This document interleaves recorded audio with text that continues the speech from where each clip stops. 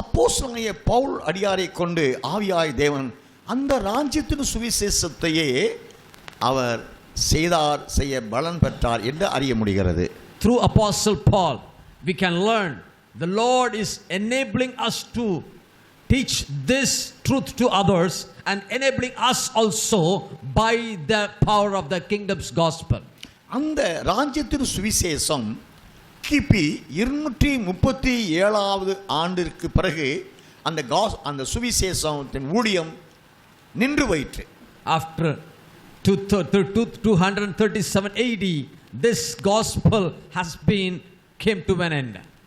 பின்பு அது உருமாறி திசை மாறி ரோம பேரரசன் கான்ஸ்டன்டைன் என்பவன் ரட்சிக்கப்பட்டது நிமித்தமாய் ஒரு பண்டிகை சார்ந்த சுவிசேஷமாக மாறிற்று. This gospel changed its way with the ruling of Roman emperor called Constantinople, and this gospel changed its way as a festival, as a gospel related to a festival. அதன் பிறகு கான்ஸ்டன்டைன் மூலமாக சபைகளை தாங்கினார். ஊழியர்கள் ஊழியம் சுகவாசியான ஊழியமாக மாறி போயிற்று.